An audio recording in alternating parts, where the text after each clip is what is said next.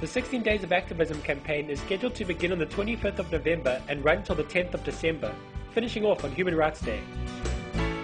Members from different faith-based organizations and NGOs gathered at Diakonia Council of Churches in Durban to find out more about human trafficking. There's no question, certainly from a Christian perspective, that the churches should be involved in an issue that has just been outlined by Sayhu. One of the starting things is that that really struck me a couple of years ago was when we celebrated the 200 years of the abolishment of slavery, the official abolishment, and yet we have staggering figures today of people still caught up in a newer form of slavery, which we call human trafficking. And the figures are absolutely staggering.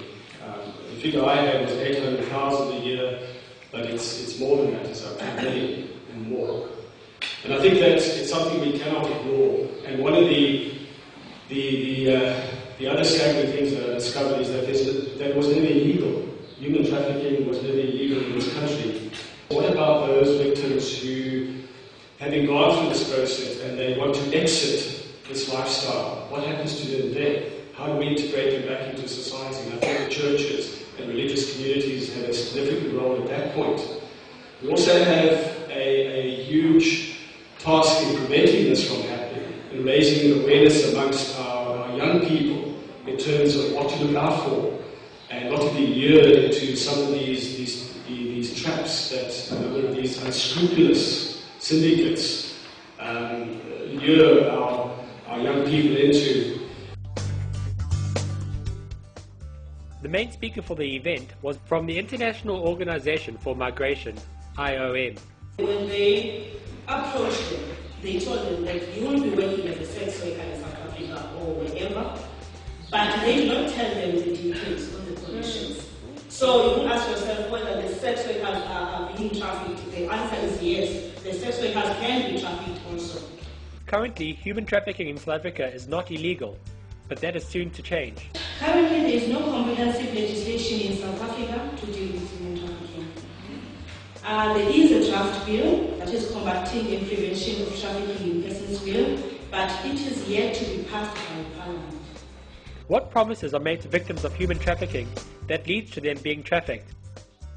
During January, what they do, they go back to Mozambique and they speak to the parents that in South Africa your children will get a better education. So there is an amount of money that they require from the parents.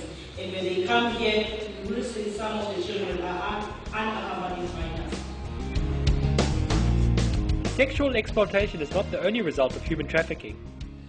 Happened in the farms in Limpopo, where the white farmers were going to countries like Zimbabwe, recruit the workers there, bring them to South Africa. They work.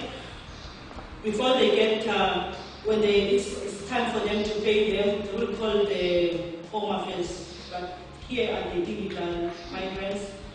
Home Affairs will deport these people. So these are the kinds. It's not only focusing on sexual exploitation, free labor. We know people who are employing the non-South Africans, even South Africans, when it comes to time to pay them, they just throw them.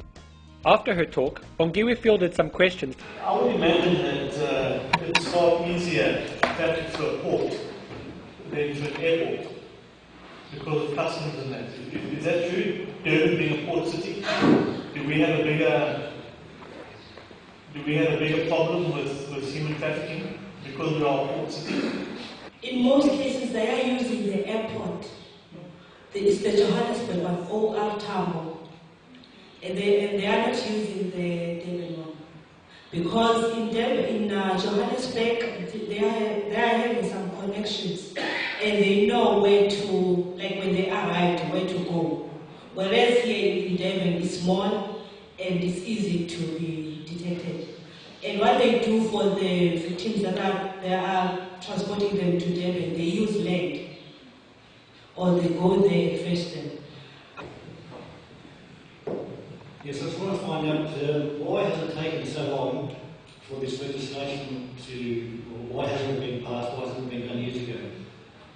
So it is now, it is with the Parliament, and we are hoping that by 2010 maybe in a few weeks there will be something.